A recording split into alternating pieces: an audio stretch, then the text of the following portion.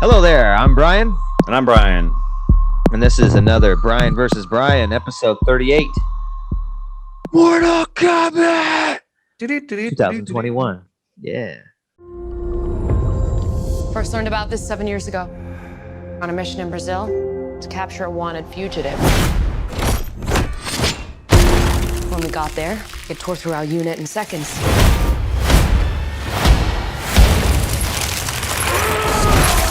The target had superhuman abilities. It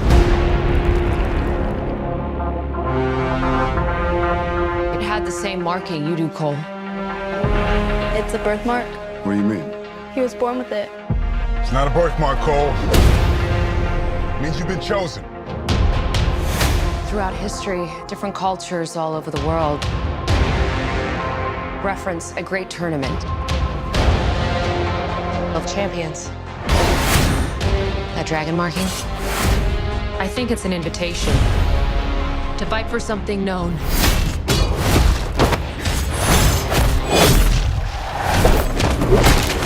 As Mortal Kombat.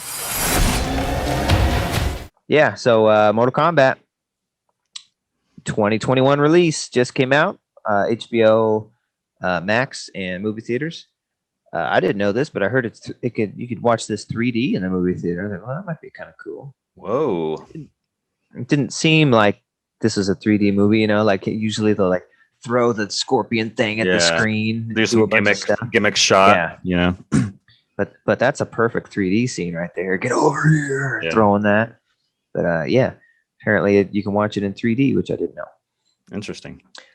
So yeah, Mortal Kombat 2021. This guy's directorial debut. What was his name? Simon McCoy.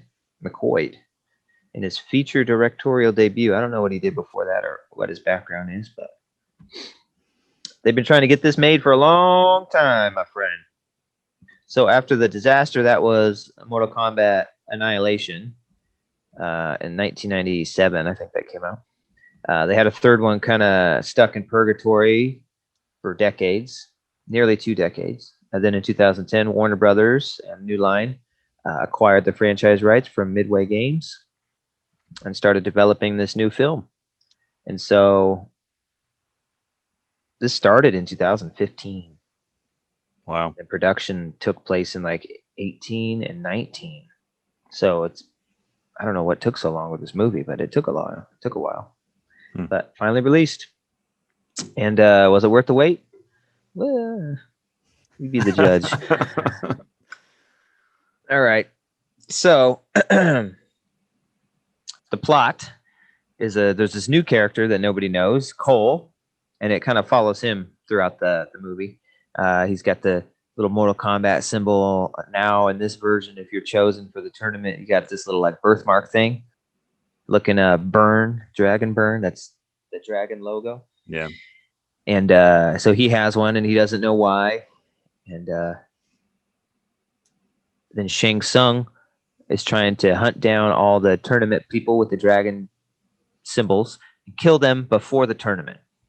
Which, first of all, it started off just kind of weird because I was like, they've it's the same story. We've won the last 9 tournaments. We win number 10 and we get to invade the Earth realm. And it's like, dude,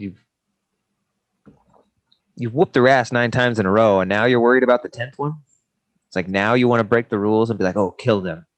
When you have like Goro and all these crazy people on your side, it didn't make much sense why they would do that. So it's pretty much the movie is Sub-Zero tracking down these people and trying to kill them. And Sub-Zero is a pretty cool character in this. He's like a Terminator type hunter. He's just a kind of unstoppable dude. And I've always Sub-Zero's like been one of my favorites, so I'm kind of glad that they really focused on him and made him such a badass in this.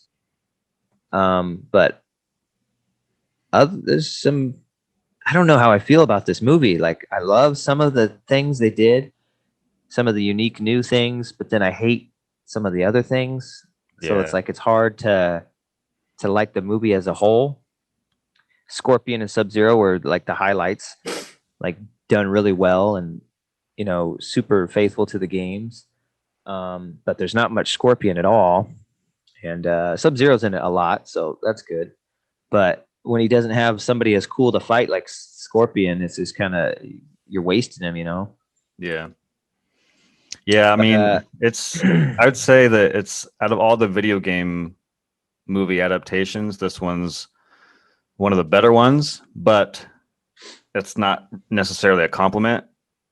You know what I mean? Like, when you look at the other shit you compare this to in video game movies, like they're definitely worse, but this is still kind of shitty, you know? Yeah, I mean, Cole's a boring protagonist. I didn't, you know, you got to care about the person that the movie hinges on, and I just didn't particularly care for him that much. And like, yeah, I agree. Sub-Zero and Scorpion were by far the best. Well, maybe not the best. I mean, I'm sure we'll get to Kano at some point, but I think Kano was my favorite. But in terms of like hand-to-hand combat, action stuff, and story, I guess Scorpion and Sub-Zero's conflict is the most interesting. And yeah, I don't know, like Raiden is just kind of around. You know, I just wish there was a little more of him. Liu Kang is, I don't know. The middle of the movie is so weird, man. It just kind of lingers, and Kung Lao comes out of fucking nowhere. And hey, brother, and it's like, whoa, where the fuck did you come from? It's a weird movie, man. Yeah, they put Kung Lao in there just to kill him. Yeah, I was like, okay, he's gone. I think in the actual storyline, like Kung Lao was killed in like one of the tournaments by Shang Tsung, so it's kind of similar, but it's not the same. Yeah, and that's kind of what puts the fire in Liu Kang to kick Shang Tsung's ass to avenge him.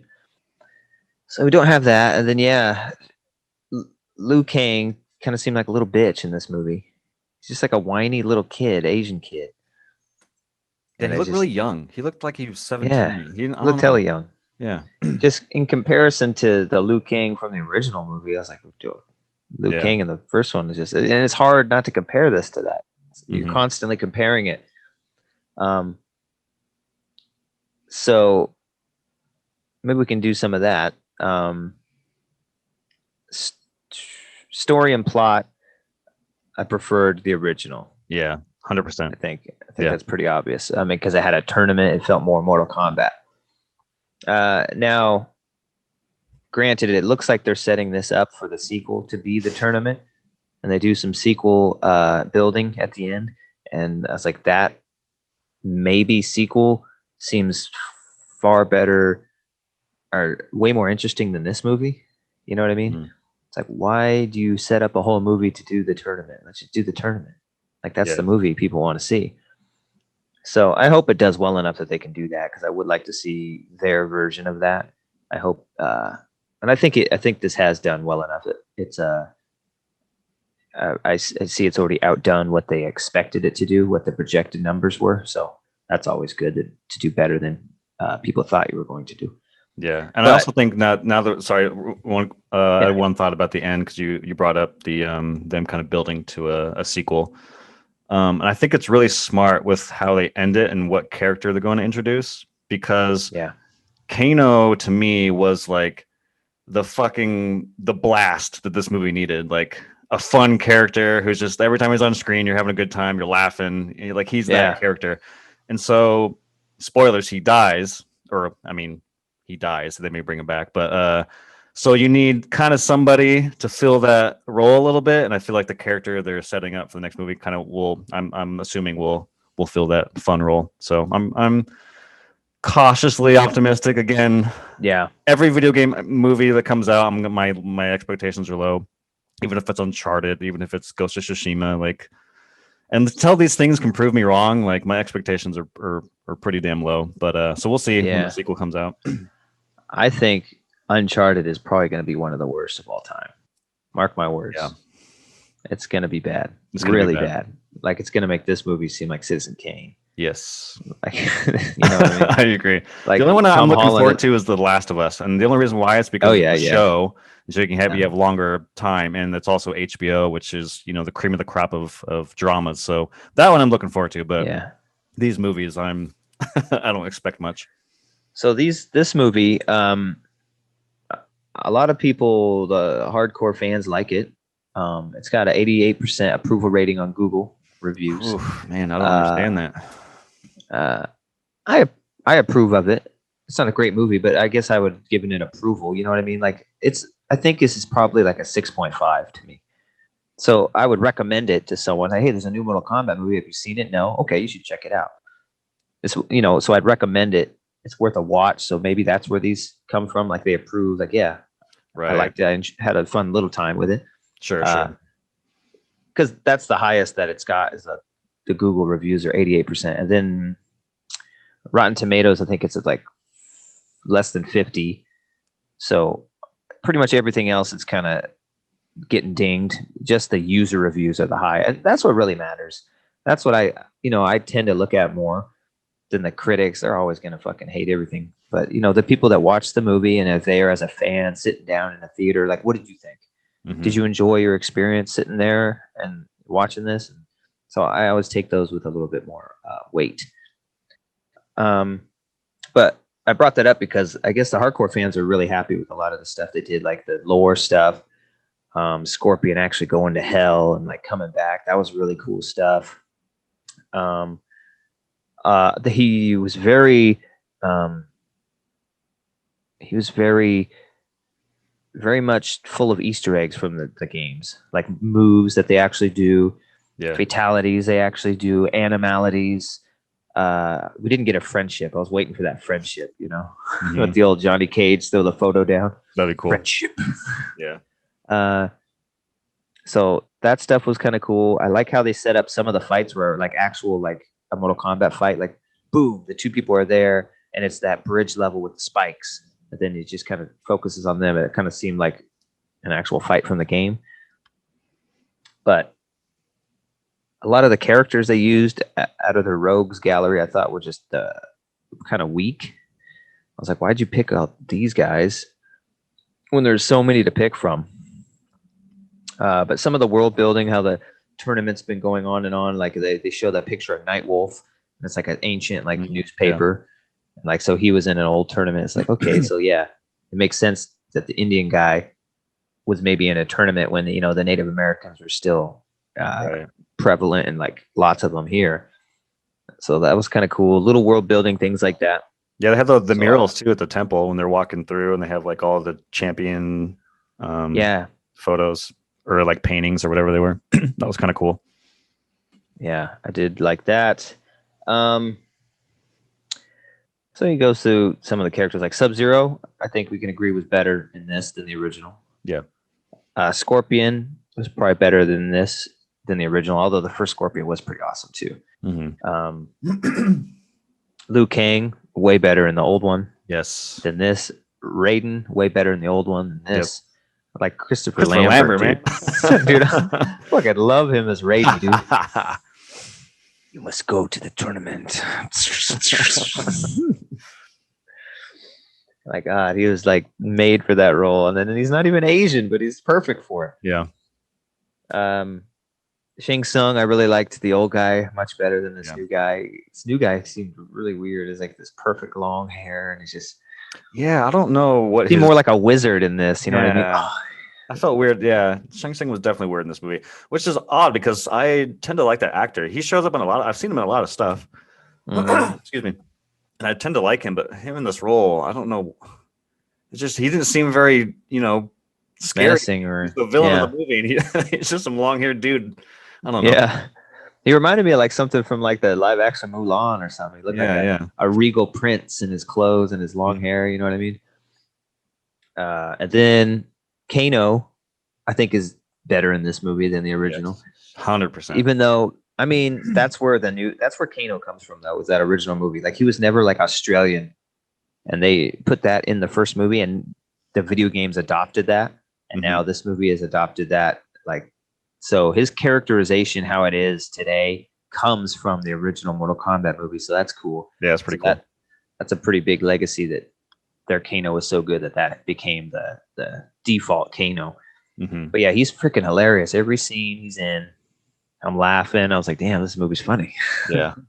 He's great. He's definitely my favorite part of the whole movie. If he wasn't in this, oh man, It would have been Yeah. a much tougher watch for sure.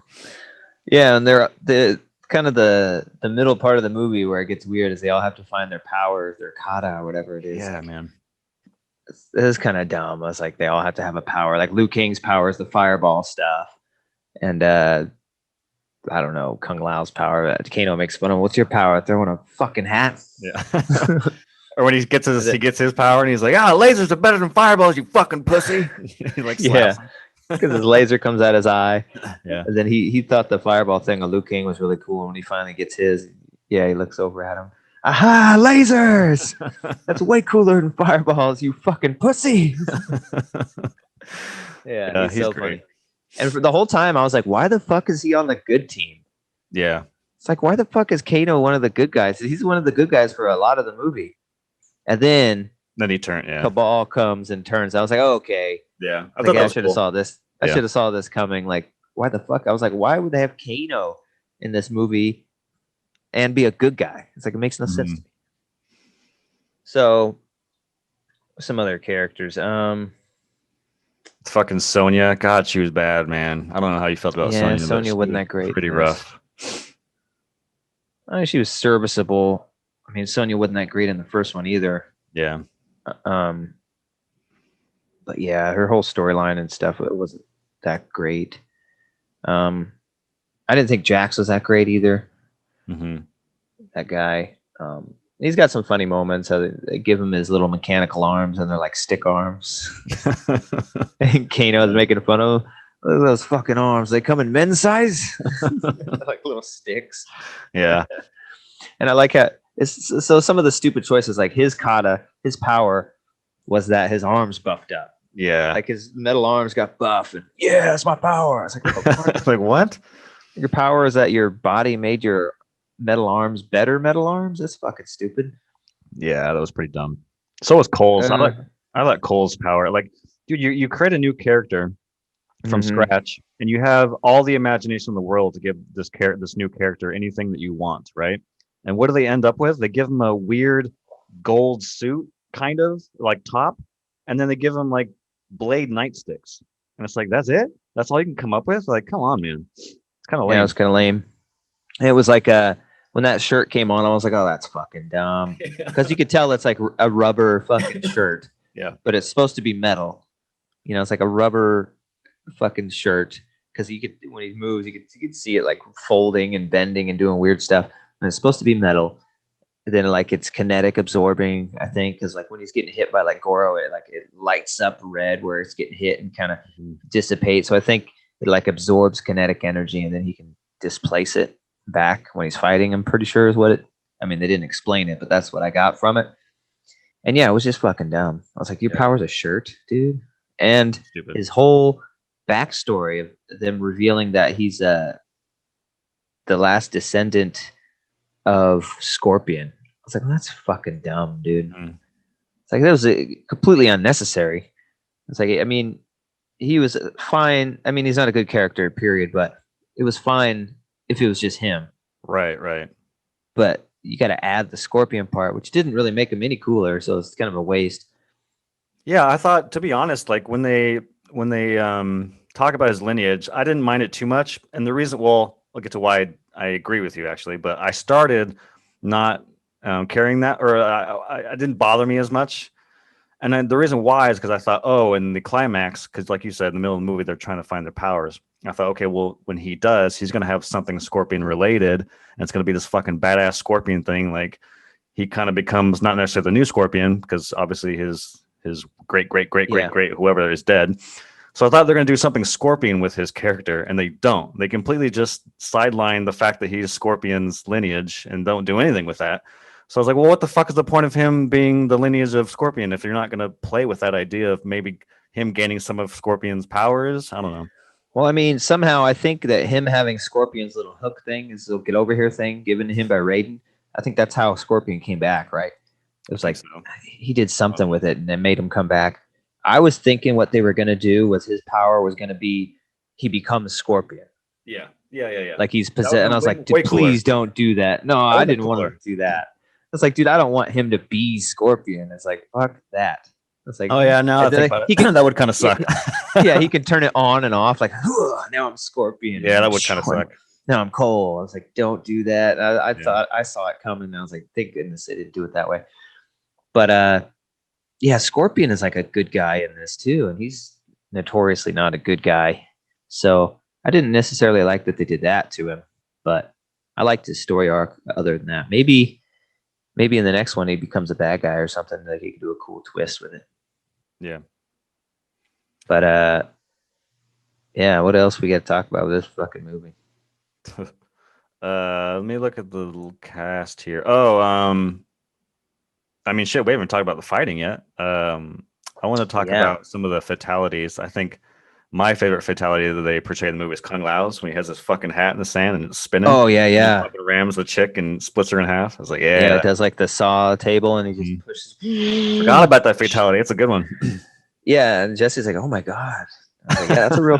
I was like, "That's a real fatality he does in the game. That's cool." Yeah, it looked pretty good, chopping her in half like that. Mm-hmm. Kano's fatality where it grabs your heart out. Yeah, like that's pretty good, and he did it to Reptile. We should talk. Reptile is a fucking real reptile in this, almost like he was in the second Mortal Kombat movie when he's creeping around. Or actually, no, it was the first one. Yeah, and he's creeping around before he becomes human. Mm-hmm. And he's like, and he can turn invisible. Yeah, it's pretty much that. And then Kano's fighting him, and he just punches him in the chest and rips his heart out. And he says, "Kano wins." And then there's some funny stuff later. He's like, when they're all talking shit, and he's like, "Do any of you remember me saving your fucking lives from the fucking lizard guy? How many of you guys have ripped someone's fucking heart out?" Yeah. Yeah, so the rated R really helped. I think these fights seem way more Mortal Kombat-ish, you know? Mm-hmm. So that was cool. And then like the first fight with like Scorpion and Sub-Zero when they're humans, that fight's really cool. They're doing like the sword comes through the Japanese like paper wall and the blood goes up. That was pretty cool. And like Scorpion's like stabbing people on the top of the head and it's just squirting out. Yeah, it was really cool looking. Yeah, I hated, like, this is a really small nitpick, but I'm not a fan of digital blood. It stands out to me, like, and the beginning of this movie particularly stood out to me the most. But it's when Scorpion is kind of taking care of Sub-Zero's goons. But every time he throw his spear into one, like, I don't know, just that digital blood, man, it takes me out of the movie a little bit. But I thought the rest of the movie was fine. It didn't really bother me. But for some reason, that beginning bothered me. Yeah, digital blood, it was recognizable. So the fighting was pretty good. But I feel like the hand-to-hand combat gets diminished and taken away when you start doing too much CG shit around it, which this movie did a lot. But when it actually took its time to do hand-to-hand combat, close up, it looked pretty good. Like the first part, and then when they fight again, Sub-Zero and Scorpion, their hand-to-hand stuff looks really good. The rest of the fights weren't that impressive as far as their hand-to-hand. They're mostly using like CG fatalities and kind of out there stuff, not necessarily just like a fist fight. Yeah, I think Sub-Zero and Scorpion stuff for sure is the best in terms of like choreography, but also even in terms of cinematography. I can't stand like close editing, and I understand you have to do that to hide the fact that your actors aren't, or your stunt people aren't punching each other. But dude, when I look at like other martial arts films or even just action films where they shoot wide, like John Wick, those movies shoot wide and you actually see everything in one shot, or like the Raid movies, which are fantastic. They always kind of shoot wide or do longer takes. But when you have a fight scene, it's just cutting all over the fucking place, like so many cuts. That, like, I don't know, it doesn't work well for me. And they do this a lot, but for whatever reason, the Scorpion Sub-Zero stuff, I feel like their stuff was a little wider and less choppy, less editing. So I don't know why, but it is what it is, I guess. Yeah, they did film their stuff in almost it's like a traditional like Japanese shogun fights, I think. is kind of what it was. These samurais in those old movies where there'd be a really wide shot. They'll both be standing there with their sword and run at each other in the wide shot. They did a lot of these wide shots for them, and mostly only them. And so I mean, then some of the fights, Goro fights Cole at his house, and that's kind of lame. I mean, Goro was cool, but anytime you're fighting like a giant CG guy, it doesn't look that great. It was a pretty good looking Goro, though. Yeah. But he was short lived, Prince Goro. Yeah, it's not much I could say about this movie. Like I said, I'm torn. It's like some of the stuff I really liked, some of the new characterizations, how it was they come at you from left field. They did a lot of Last Jedi stuff, subverting what you thought was going to happen, kind of just to do it, to change things. And some of it worked, some of it I felt was really stupid, like the Cole thing. And like the training sequences I thought were kind of boring, and the only thing that kept you interested during that was Kano talking shit during them. Yeah. Overall, I mean, it's okay. I would recommend people go see it. It was pretty cool to see a rated R Mortal Kombat movie, and to see Scorpion and Sub-Zero done like this. They waste kind of the rest of the characters, though. First one is a better movie, I think. Oh yeah, for sure. Definitely still my top video game movie. This one's better than the second Mortal Kombat movie, so there's that. This is better than a lot of video game movies, because they're usually terrible, and this isn't terrible. It's just, and it's not really bad. It's just like middle of the road fare. So I give it a 6.5. I wanted to go 7, but I think that's a little too high. I wanted the score to represent that it's not terrible. It's not a 5 or something that I've seen a lot of people give it. So it's a little bit higher, not quite up into like the C range. So I'd say like the D plus range, where it's serviceable. You passed, you didn't fail the test, but it could have been much better. Yeah, if I were to, I'd probably go 5.75. Like, the thing is, you said middle of the road, and I guess I kind of agree with you. It is middle of the road, but it almost makes it worse for me for some reason. Like, it's just so fucking, it was so boring. It was just it felt like a waste of my time. Whereas I wish, if it just leaned into how stupid it is and how fun it is, it may have been like a so bad it's good type of deal. Maybe I would have rated it a little higher, because like, this movie is so fucking stupid, but it knows it's stupid, and I had a good time watching it. Then I maybe would have rated it higher. But this movie wants to be serious. It's trying to be serious. It's trying to be this fucking thing it wants to be better than it is, and it's not. It's just this middle of the road, silly story, awful acting. The fight choreography outside of Scorpion Sub-Zero was not that great. So yeah, I don't know. I'd give it a 5.75. Right on. Yeah. So then this is one of the big ones that HBO got. Like, this is one of the big names. I think the only really big ones that we have left are Matrix and Dune, if that even comes out on it, because there's some debate on whether or not that'll go to HBO anymore. So we might just get Matrix as the last huge one. Oh, I guess Space Jam. That's a pretty big one. Space Jam. They have, I don't know about big, but I know that they have The Conjuring, and then they have some. I like those. Which I don't know anything about. I never even heard of it. I just saw Angelina Jolie, HBO Max. Mrs. Smith. Yeah, let's look it up, because I want to know what the fuck it is. But yeah, this is one of the big ones. And I mean, they obviously had a lot of faith in it. I'm correct me if I'm wrong, but I'm pretty sure I just saw they greenlight 4 other movies. I'm like, what the fuck? 4 Mortal Kombats? Yeah, they greenlit 4 more sequels. Well, maybe they could do something cool, like some spin-off movies, like just a Scorpion movie, would be sick. Something like that. But talking about it being boring, it was pretty boring. Like, the middle's boring. But I kind of want to go back and watch the beginning and the end again, though. Like I want to see that Scorpion fight again. Give that another watch, and maybe some of the beginning stuff where it's Sub-Zero, like the Terminator, and he's like coming down the street and hunting him. That stuff was kind of cool.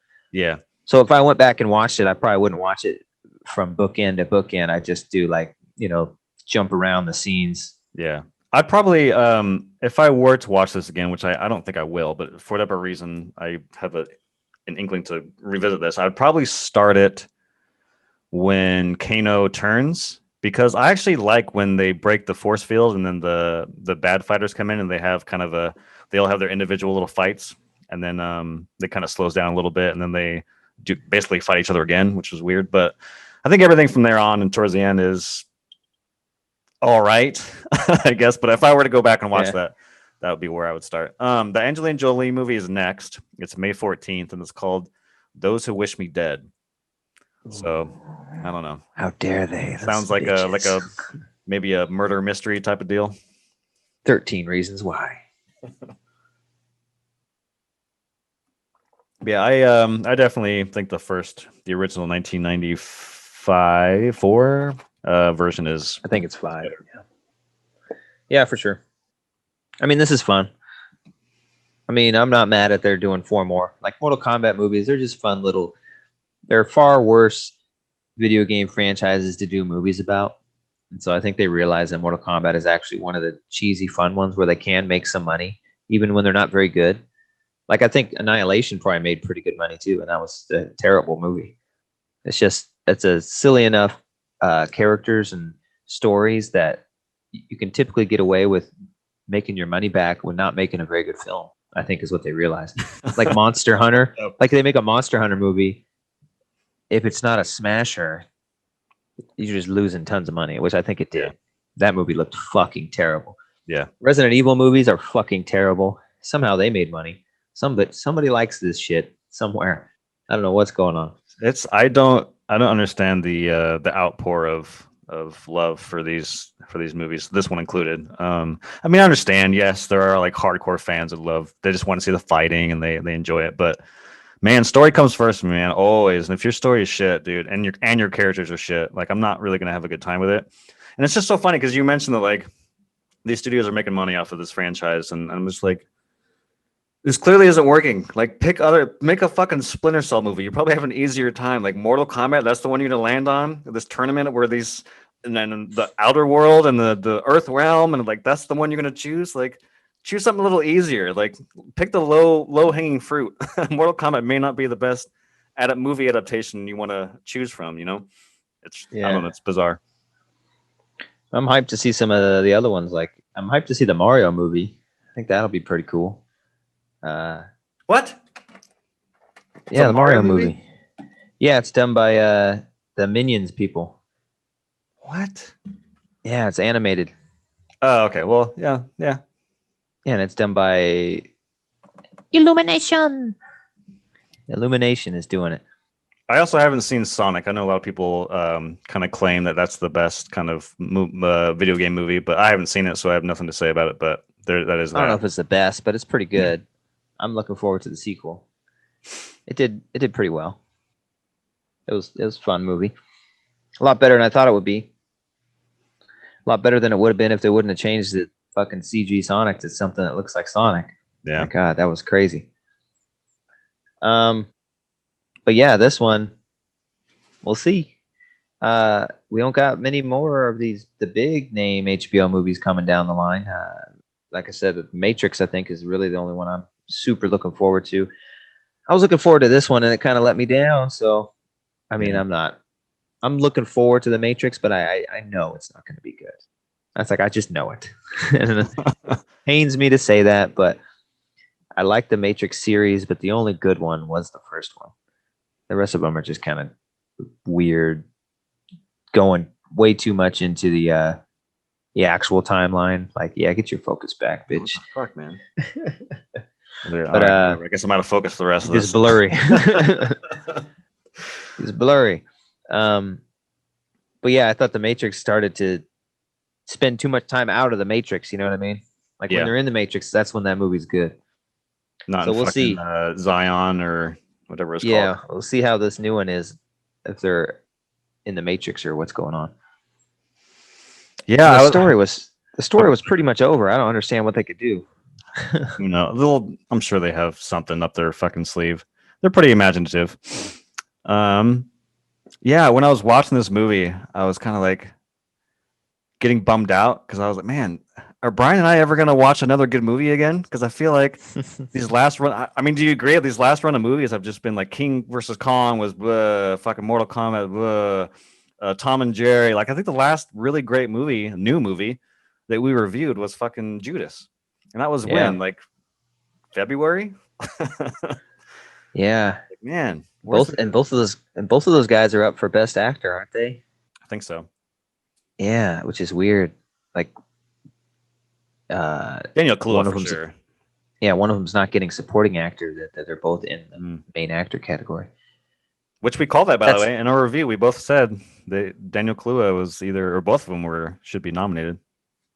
Yeah, and that's a tough one. I wish one of them was in the supporting actor category so they could both win, because I think they both deserve a win. But if you're both in the main actor category, then it's probably got to go to Kaluuya. Yeah, which is weird because I felt like I forget his Lateef Stainfield, the guy who plays the something cop. like that. I felt like he was the lead, and Kaluuya was kind of the side. I thought that Daniel Kaluuya was kind of the supporting, but I don't know. Maybe I'm remembering it wrong, but yeah, there was some controversy about it, like both of them being nominated in the main actor, or what is that category even called? Lead actor or something? Yeah, lead actor in a whatever movie. Yeah. So yeah, we'll see with that. That's kind of cool.